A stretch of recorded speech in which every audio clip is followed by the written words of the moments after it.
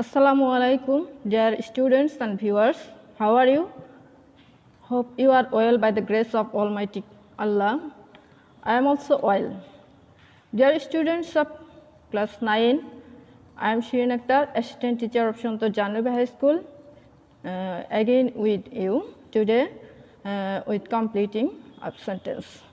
Dear students of class 9 and 10, in the previous class, I discussed some rules about completing sentences. Today, I will discuss some more rules about completing sentence. So, let's start our class without making any delay. Dear learners, notice here in the previous class, in the previous 2 or 3 classes, I discussed many rules, many more rules about completing, and today I have come to you with some more rules that are, for example, because. If it indicates কারণ reason, অর্থাৎ যদি because থাকে তাহলে এটা কি নির্দেশ করবে? কারণ নির্দেশ করবে। তখন আমাদের কি করতে হবে? যে ফ্রেজটা গিভেন ক্লোজ অথবা ফ্রেজটা দেওয়া আছে সেটাকে কি করতে হবে? অর্থাৎ যদি কারণটুকু দেওয়া থাকে তাহলে আমাদের মানে ফলাফল কি কারণে এটা ঘটলো বা মানে এর ফলাফল কারণ দেওয়া আছে সেই ক্ষেত্রে এর ফল কি হবে সেটা আমাদের বলতে হবে, অথবা ফল দেওয়া আছে সেই ক্ষেত্রে কি কারণে এটা হয়েছে, কি কারণে ঘটলো সেটা আমাদেরকে লিখতে হবে। সুতরাং let's see an example. He was punished because, এখানে কি দেওয়া আছে? সে শাস্তি পেল। তাহলে শাস্তি পেল, এখন কিসের জন্য শাস্তি পেয়েছে তার একটা কারণ এখানে মানে উপযুক্ত একটা কারণ লিখতে হবে। এখন তোমরা এখানে কি করতে পারো? যার যার ইচ্ছা মতো মানে এই অংশের সাথে মিলে এরকম একটা সেন্টেন্স পরিপূর্ণ মিনিংফুল একটা it would be a meaningful sentence, অর্থাৎ একটা মিনিংফুল সেন্টেন্স হলেই হবে। সবার উত্তরটা যে একই হইতে হবে, এখানে একই ক্লোজ লিখতে হবে, ক্লোজ লেখার একই ক্লোজ যে সবারই লিখতে হবে এরকম কোনো নির্দেশনা নেই, অর্থাৎ সেন্টেন্সটা সঠিক হলে হবে।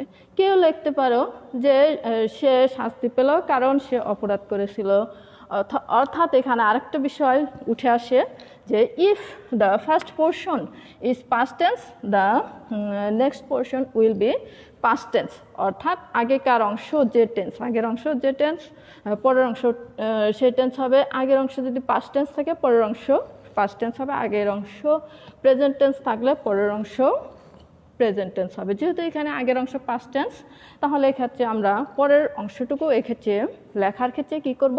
টেন্স অনুসারে মানে আগের অংশের টেন্স অনুসারে আমরা সেটা কী করবো? আগে অর্থ ঠিক করব, অর্থাৎ মিনিংফুল একটা সেন্টেন্স তৈরি করব, দেন আমরা খেয়াল করব যে কোন টেন্সে আমাদেরকে লিখতে হবে, কোন রুলসটা ফলো করতে হবে। তাহলে যে সে শাস্তি পেল বিকজ কারণ সে অপরাধ করেছিল, অথবা সে ভালো আচরণ করে নাই, অথবা সে চুরি করেছিল, মানে বিভিন্ন বিষয় তোমরা এই ক্ষেত্রে দিতে পারো, মানে যে যেটা দিয়ে মিলাইতে পারো। So I can write hair he was punished because he did not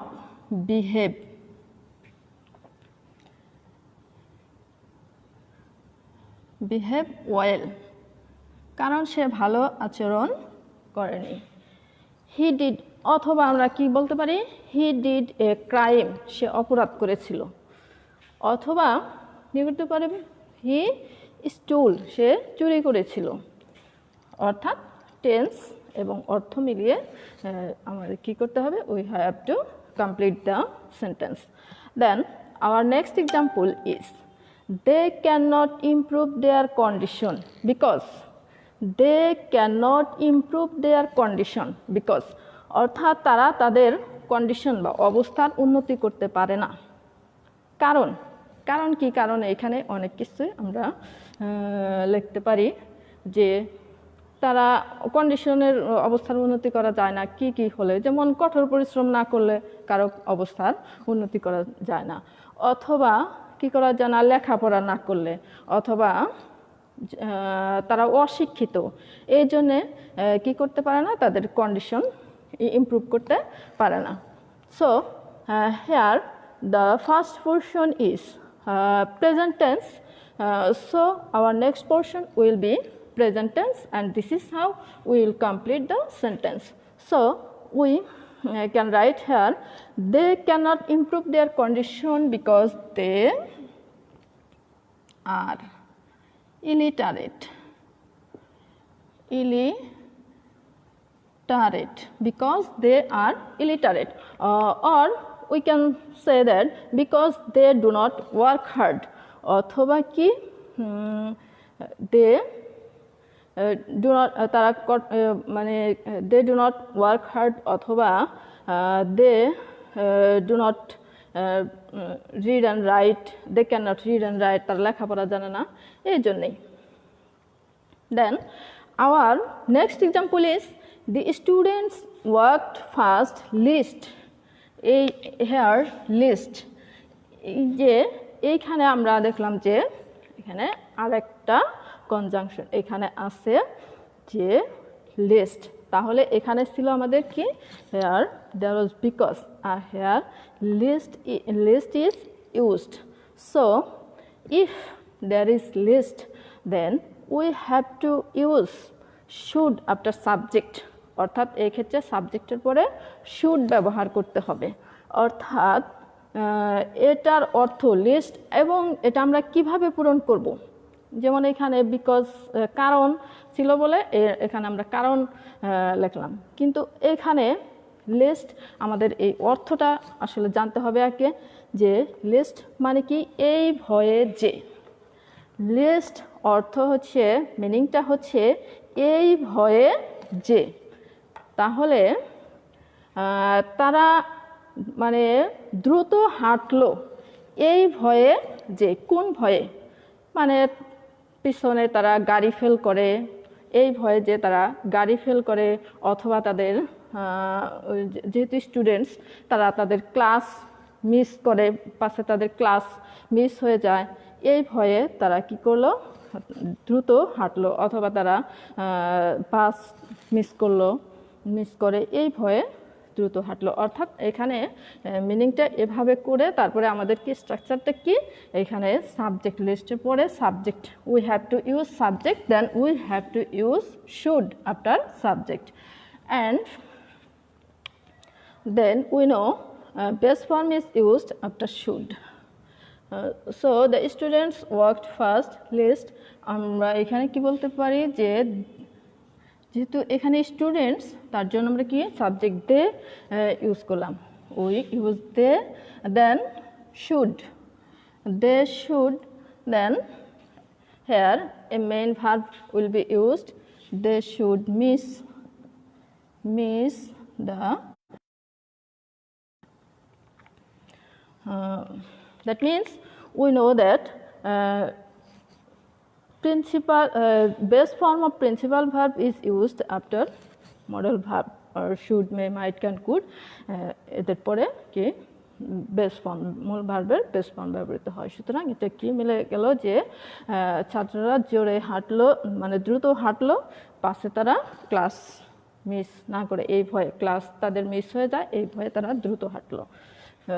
then our another example is he studied hard list, I studied hard list, মানে আমি কঠোর ভাবে লেখাপড়া করলাম, পাশে কি হয়, মানে পাশে আমি পরীক্ষায় খারাপ করি, এই ভয়ে আমি কি করলাম, কঠোরভাবে লেখাপড়া করলাম, অথবা পরীক্ষায় আমি ফেল করি, এই ভয়ে আমি কি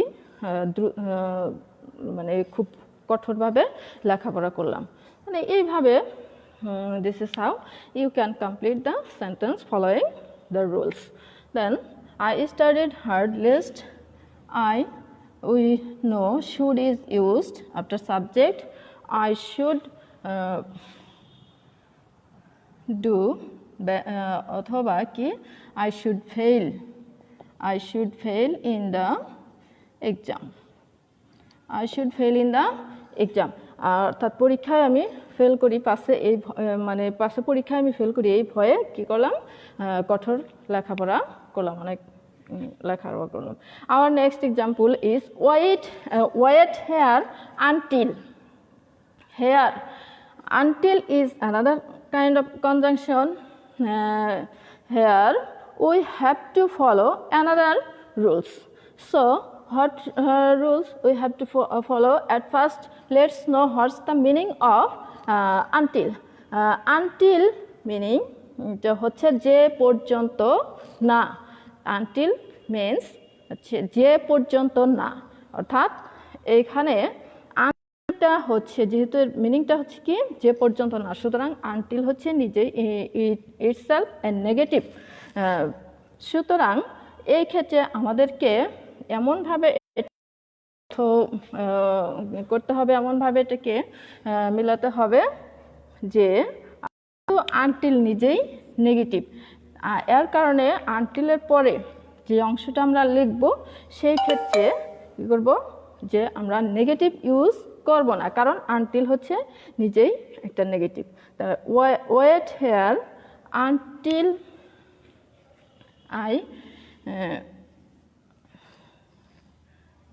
I finish my work. আমার কাজ শেষ না করা পর্যন্ত, মানে যে পর্যন্ত না, তাহলে আমার কাজ শেষ না হওয়া পর্যন্ত এখানে অপেক্ষা করো। Then wait here till. What is the difference between until and till? Until হচ্ছে যে পর্যন্ত না, আর till হচ্ছে যে পর্যন্ত, অর্থাৎ till হচ্ছে টিলকে আমরা আর কি বলতে পারি, as long as। এক্ষেত্রে টিলের ক্ষেত্রে আমরা কি ব্যবহার করতে পারি, as long asও ব্যবহার করতে পারি। তাহলে as long as যে পর্যন্ত, আর টিলও হচ্ছে যে পর্যন্ত। So we can use here negative or positive, both we can use both negative or positive. এখানে আমরা পজিটিভ ব্যবহার করলে আমাদের সেন্টেন্সটা সঠিক হবে, and if use negative then our sentence will be correct. So wait here until I come back. আমি ফিরে আসা পর্যন্ত এখানে অপেক্ষা করো, অথবা যদি বলি যে I do not come back. I do not come back. আমি ফিরে না আসা পর্যন্ত এখানে অপেক্ষা করো। তাহলে আমি ফিরে আসা পর্যন্ত বললেও it will be a correct sentence. I do not come back. If we use negative then it will be also a correct sentence. Then our next example is if we cut trees at random. Here we have another conjunction. Another conjunction is used here, if. It's a very important rules for our completing sentence. Here there are three rules of it. if ব্যবহার করে আমাদের কয়টা rules আছে, তিনটা rules আছে। আমি আগে let's discuss about 3 rules. আমরা এই তিনটা রুলস সম্পর্কে একটু আলোচনা করি।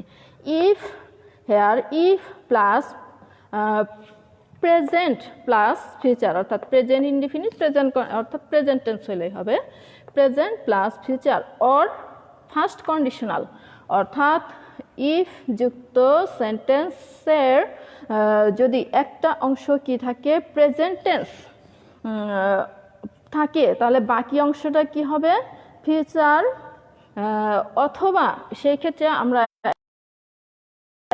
ফিউচারকেই আমরা আবার কন্ডিশনালও ব্যবহার বলতে পারি, অথবা শ্যাল উইল তো এখানে ফিউচার টেন্সের জন্য ব্যবহৃত হয়, তাছাড়াও আমাদের কিছু অক্সিলারি ভার্ব আছে, সেগুলো হচ্ছে মে, ক্যান, মাস্ট, শুড।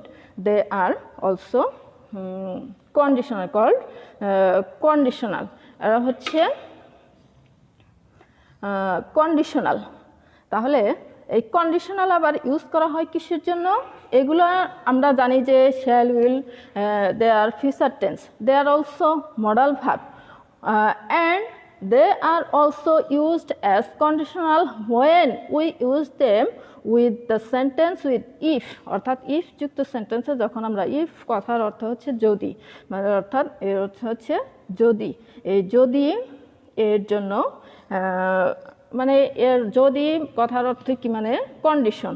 এই জন্যই আমরা এইগুলাকে এক্ষেত্রে কন্ডিশনাল বলে থাকি। তাহলে সেক্ষেত্রে কি হবে যে, আর এক্ষেত্রে আমাদের আরেকটা বিষয় খেয়াল রাখতে হবে যে, যদি শুধুমাত্র প্রেজেন্ট অংশ যে দেওয়া থাকবে এরকম কোনো কথা নাই। অর্থাৎ ইফ যুক্ত সেন্টেন্সে যদি ফার্স্ট কন্ডিশনাল অংশটা দেওয়া থাকে, অর্থাৎ shall, will, may, can, must, should এরকম অংশ যদি দেওয়া থাকে, তাহলে আমাদের বাকি অংশটা পূরণ করতে হবে প্রেজেন্ট ইনডিফিনিট দ্বারা।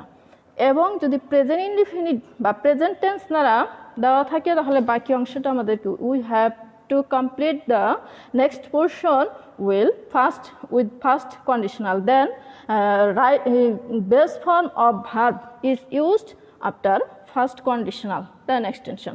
We have here an example: if we cut trees at random.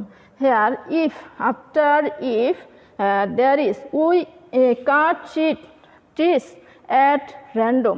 This portion is in present tense, so the another portion will be first conditional, অর্থাৎ পরের অংশটা ব্যবহৃত হবে হচ্ছে first conditional.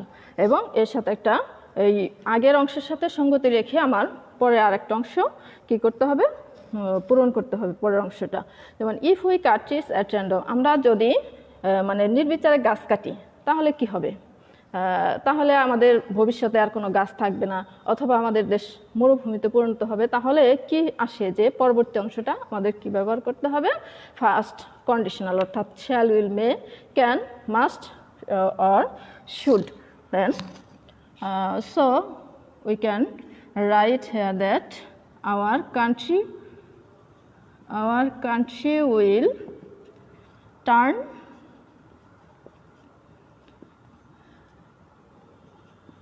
into a great desert. তাহলে আমাদের দেশ কি হবে? মরুভূমিতে পরিণত হবে। Then our next example is I will not go to college. Here conditional is used. Here conditional এখানে ব্যবহার করা হয়েছে, সুতরাং এখানে ফার্স্ট কন্ডিশনাল থাকার কারণে আমাদের পরবর্তী অংশটা next portion will be present tense. তাহলে I will not go to college if, আমি স্কুলে যাব না যদি কি আমি অসুস্থ থাকি, ইফ আই অ্যাম ইল, অথবা যদি বৃষ্টি হয় এরকম। ইফ ইট, তাহলে যদি প্রেজেন্ট টেন্স হয় ইফ ইট রেইনস, যেহেতু present indefinite, S or yes is added with verb, and it, subject is third person singular number, so s is used with verb. So dear learners, we have more rules with if. Next class I will discuss about them. Till then, keep well, stay at home, and keep yourself safe and sound. Thank you very much.